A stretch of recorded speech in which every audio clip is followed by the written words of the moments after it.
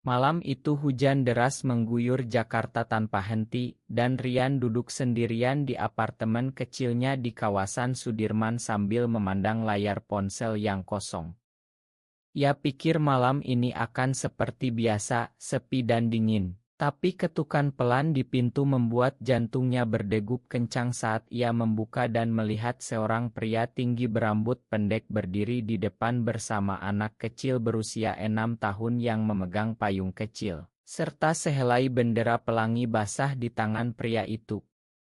"Ma, mengganggu malam-malam, aku Dika. Kita pernah chat di grup online kemarin dan ini putraku, Adi," kata Dika dengan senyum lelah tapi hangat, sementara Rian hanya bisa terpaku. Merasa dunia berputar karena tak pernah menyangka orang asing ini akan datang membawa begitu banyak perubahan.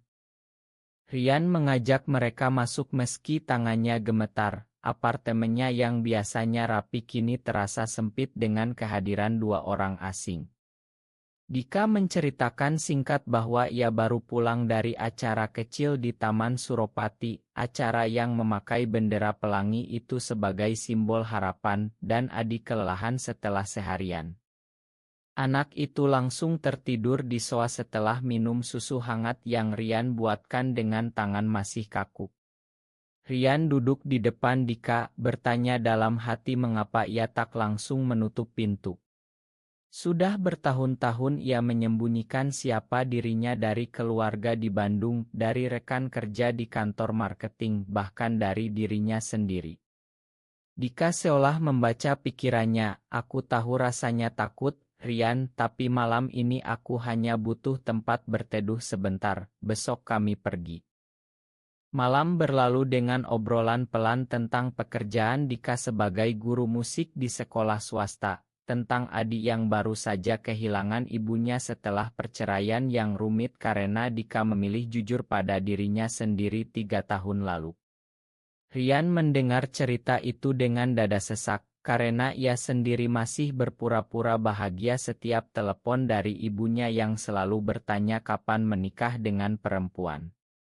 Saat ajar menyingsing, Dika dan Adi pamit, tapi Rian merasa ada sesuatu yang tertinggal di dada, seperti benih yang mulai tumbuh. Ia tak tahu bahwa pertemuan singkat itu akan menjadi awal dari badai emosi yang akan menguji segalanya. Beberapa hari kemudian, Dika mengirim pesan terima kasih, dan Rian tanpa sadar membalas dengan ajakan kopi di cafe dekat kantor. Mereka bertemu lagi, kali ini tanpa Adi, dan obrolan mengalir seperti air sungai yang lama terbendung. Dika bercerita tentang perjuangannya mempertahankan hak asuh Adi di pengadilan yang masih konservatif, tentang tatapan tetangga yang berubah setelah ia keluar dari lemari. Rian hanya diam mendengar, tapi dalam hati ia iri sekaligus takut.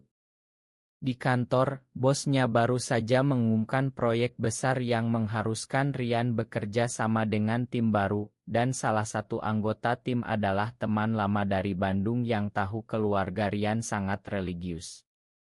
Tekanan mulai terasa saat ibu Rian menelepon malam itu, "Nak, Tante Siti sudah siapkan gadis baik-baik untukmu, minggu depan pulang ke Bandung ya."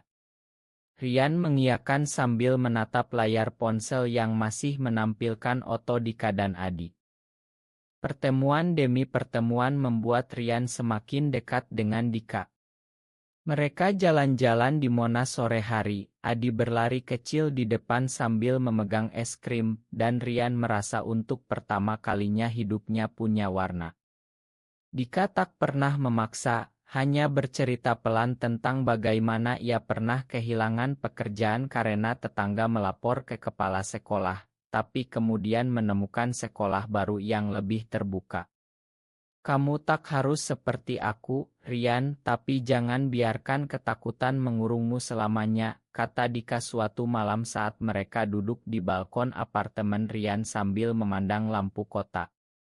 Rian mengangguk, tapi malam itu ia tak bisa tidur, memikirkan ayahnya yang dulu pernah bilang laki-laki sejati tak boleh lemah seperti itu saat melihat berita tentang komunitas pelangi di televisi. Di kantor, situasi mulai panas. Teman lama Rian, Budi yang baru bergabung, mulai curiga melihat Rian sering pulang larut dan tersenyum sendiri. Lo lagi deket sama siapa? Cewek dari Bandung, tanya Budi sambil tertawa, tapi Rian hanya menggeleng sambil merasa keringat dingin.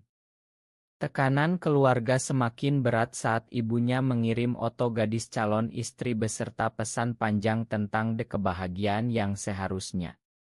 Rian merasa terjebak, tapi setiap bertemu Dika dan Adi, semuanya terasa ringan. Adi kecil memanggilnya Om Rian dengan suara lucu, dan suatu hari saat Adi jatuh di taman, Rian langsung menggendongnya ke dokter, merasa seperti ayah yang sesungguhnya. Suatu akhir pekan, Dika mengajak Rian ke Bandung untuk mengunjungi saudara Dika yang tinggal di sana. Perjalanan kereta itu penuh tawa, Adi tidur di pangkuan Rian dan untuk sesaat Rian lupa akan segala ketakutan. Tapi saat tiba di rumah saudara Dika, tatapan curiga dari tetangga membuat Rian sadar betapa rapuhnya dunia yang mereka bangun. Malam itu di penginapan kecil, Dika memegang tangan Rian pelan, "Aku tak minta kamu keluar sekarang, tapi aku ingin kamu tahu, aku ada di sini." Rian merasa air matanya hampir jatuh, karena untuk pertama kalinya ia merasa dicintai apa adanya. Kembali ke Jakarta, Rian mulai berani membalas pesan Dika lebih sering, meski di kantor Budi mulai bertanya-tanya mengapa Rian menolak ajakan double date. Konflik batin Rian mencapai puncak saat ayahnya tiba-tiba datang ke Jakarta tanpa pemberitahuan. "Kamu sudah 28 tahun, kapan bawa pulang calon menantu?" tanya ayahnya dengan suara tegas di ruang tamu apartemen. Rian bohong lagi, bilang sedang fokus kerja, tapi malam itu ia menangis sendirian setelah ayahnya pulang. Dika datang diam-diam, membawa makanan dan Adi yang tertidur di mobil, mendengarkan cerita Rian tanpa menghakimi. "Kamu tak sendiri lagi," kata Dika, dan pelukan singkat itu membuat Rian merasa ada kekuatan baru dalam dirinya. Hubungan mereka semakin dalam, tapi dunia luar tak pernah berhenti menekan. Di kantor, proyek besar memaksa Rian bekerja lembur bersama Budi, dan suatu malam Budi melihat chat dari Dika di layar ponsel Rian. "Ini siapa? Kok Oto anak kecil?" tanya Budi dengan nada curiga. Rian berbohong lagi, bilang keponakan, tapi Budi tak langsung percaya. Sementara itu, Dika menghadapi masalah hak asuh baru. Ibu Adi yang dulu meninggalkan mereka kini ingin mengambil anak karena mendengar rumor tentang gaya hidup Dika. Rian ikut ke pengadilan sebagai saksi diam-diam, merasa takut tapi juga bangga bisa mendukung. Di tengah kekacauan itu, Rian dan Dika memutuskan liburan singkat ke Bali untuk menenangkan pikiran. Adi senang sekali bermain di pantai Kuta, sementara Rian dan Dika berjalan kaki di tepi pantai saat matahari terbenam. "Kalau suatu hari kamu siap, aku akan berdiri di sampingmu," kata Dika sambil memandang laut.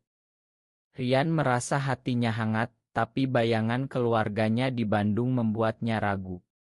Kembali ke Jakarta, kabar buruk datang. Budi tak sengaja membocorkan kecurigaan kepada rekan kerja lain, dan gosip mulai beredar di kantor. "Bos memanggil Rian, kami tak masalah dengan pribadi karyawan, tapi pastikan tak mengganggu kerjaan." Rian pulang dengan hati hancur, merasa dunianya runtuh. Malam itu Dika datang lagi, kali ini tanpa Adi yang dititipkan ke saudara. Mereka duduk berdua, Dika mendengarkan Rian menumpahkan semua ketakutan. "Aku takut kehilangan segalanya, keluarga, pekerjaan, bahkan diriku sendiri," kata Rian sambil menangis. Dika memeluknya erat, "Kamu tak akan kehilangan dirimu, justru kamu akan menemukannya." Kata-kata itu menjadi tik balik. Rian mulai mencari kelompok dukungan online, membaca cerita orang-orang seperti dirinya di Indonesia yang berani hidup terbuka. Tapi tantangan besar datang saat ibu Rian menelepon histeris, ada yang bilang kamu dekat dengan pria aneh, benar itu nak? Rian tak bisa jawab, hanya diam, dan telepon ditutup dengan tangis ibunya. Rian memutuskan untuk pulang ke Bandung akhir pekan itu, sendirian dulu. Di rumah orang tua, suasana tegang, ayahnya diam saja sementara ibunya menangis. Kami didik kamu untuk jadi laki-laki normal, kata ayahnya pelan tapi menusuk. Rian merasa dunia gelap, tapi ingatan tentang Dika dan Adi memberi kekuatan. Ia pulang ke Jakarta dengan tekad baru, meski belum berani bicara terbuka. Dika menyambutnya dengan senyum, kita hadapi bersama. Konflik semakin memuncak saat Ibu Adi benar-benar mengajukan gugatan hak asuh ke pengadilan. Dika panik karena bukti-bukti lama tentang gaya hidupnya mulai dikumpulkan pihak lawan. Rian ikut membantu mencari pengacara pro bono dari komunitas yang ia temukan online, bahkan rela menggunakan tabungannya untuk biaya. Di kantor, situasi memburuk, Budi yang dulu teman dekat kini menjauh, dan beberapa rekan mulai berbisik-bisik saat Rian lewat. Rian merasa kesepian di tengah keramaian, tapi setiap malam Dika dan Adi menjadi pelabuhan. Adik kecil sering bertanya, Om Rian mau jadi ayah kedua Adi ya? Pertanyaan polos itu membuat Rian tersenyum sekaligus takut. Suatu hari, saat rapat besar di kantor, bos memanggil Rian ke ruangan pribadi. Ada keluhan dari klien bahwa kamu kurang fokus, dan ada rumor yang tak enak. Saya sarankan ambil cuti dulu. Rian keluar kantor dengan surat pengunduran diri di tangan, merasa dunia runtuh. Ia pulang ke apartemen, duduk diam di lantai, tapi Dika datang membawa makanan dan pelukan. Kamu tak sendirian, kita mulai lagi dari nol. Malam itu mereka bicara panjang tentang masa depan, tentang mungkin pindah ke kota kecil di Jawa Timur tempat saudara Dika punya sekolah musik. Rian merasa ada harapan meski harus meninggalkan segala yang ia bangun di Jakarta. Kunjungan keluarga berikutnya ke Bandung menjadi ujian terberat. Rian membawa Dika dan Adi diam-diam bertemu di kai pinggir kota. Saat ayah Rian tak sengaja lewat dan melihat mereka bertiga, wajah ayahnya memucat. Ini apa maksudnya? Tanya ayahnya dengan suara gemetar. Rian akhirnya bicara jujur, air mata mengalir, menceritakan semua yang ia pendam bertahun-tahun. Ayahnya pergi tanpa kata, ibunya menangis di telepon malam itu. Rian merasa hancur, tapi Dika memegang tangannya erat, kamu sudah berani, itu langkah pertama. Di tengah badai, Adi jatuh sakit demam tinggi, dan Rian ikut begadang di rumah sakit, memegang tangan kecil Adi sambil Dika menangis di samping. Saat itu Rian sadar, ia tak lagi hanya mencintai Dika, tapi juga anak ini sebagai bagian dari keluarga. Pengacara menelepon dengan kabar baik, bukti baru membuat Ibu Adi mundur dari gugatan. Kemenangan kecil itu memberi kekuatan baru bagi mereka bertiga. Rian mulai mencari kerja relance dari rumah, sementara Dika tak mengajar. Perlahan hidup mereka mulai stabil. Rian membuka usaha kecil desain grafis online, bekerja dari apartemen sambil mengurus Adi saat Dika mengajar. Teman-teman baru dari komunitas online mulai mendekat, memberi dukungan tanpa menghakimi. Suatu hari Budi datang ke apartemen Rian dengan muka menyesal. Ma bro, aku salah paham dulu, keluargaku sendiri juga mulai terbuka sekarang. Ma itu seperti angin segar, meski tak menyembuhkan semua luka. Rian memutuskan mengajak Dika dan Adi ke Bandung lagi, kali ini dengan tekad lebih kuat. Di rumah orang tua, suasana masih dingin, tapi ibunya akhirnya mau bertemu Adi. Anak kecil itu dengan polosnya memeluk neneknya, nenek, Om Rian baik banget sama Adi. Air mata ibu Rian jatuh, dan malam itu untuk pertama kalinya ayahnya bicara pelan, kami tak langsung terima, tapi kami tak mau kehilangan anak kami. Bukan penerimaan penuh, tapi langkah awal yang membuat Rian menangis bahagia. Mereka pulang ke Jakarta dengan hati lebih ringan. Di Jakarta, Rian dan Dika mulai merencanakan masa depan bersama. Mereka pindah ke apartemen lebih besar di pinggiran, tempat Adi punya halaman kecil untuk bermain. Rian sering mengantar Adi ke sekolah, merasa seperti ayah sungguhan. Tekanan masyarakat masih ada, tatapan tetangga kadang aneh, tapi mereka belajar mengabaikan. Suatu malam, saat Adi sudah tidur, Dika berlutut di depan Rian dengan cincin sederhana dari kayu. Aku tak bisa janji dunia akan mudah, tapi aku janji akan selalu ada. Rian menerima dengan tangis bahagia, merasa akhirnya menemukan rumah yang sesungguhnya. Perjalanan ke Bali lagi menjadi momen penyembuhan. Di pantai yang sama, mereka bertiga berlari di pasir. Adi tertawa riang, dan Rian merasa damai yang lama hilang kini kembali. Di sana ia menulis surat panjang untuk orang tuanya, menceritakan perasaannya tanpa paksaan. Surat itu dikirim, dan jawaban ibunya datang seminggu kemudian. Kami masih belajar, tapi kami sayang kamu. Kata-kata itu cukup untuk membuat Rian terus maju. Tahun berlalu, Rian kini menjalani hidup yang ia pilih. Usahanya berkembang, Dika tetap mengajar musik dengan penuh semangat, dan Adi tumbuh menjadi anak ceria yang tahu dua ayahnya saling mencintai. Keluarga di Bandung mulai menerima kunjungan mereka bertiga setiap bulan, meski masih ada pembicaraan pelan di belakang. Rian belajar bahwa perubahan tak datang seketika, tapi setiap langkah kecil membawa harapan.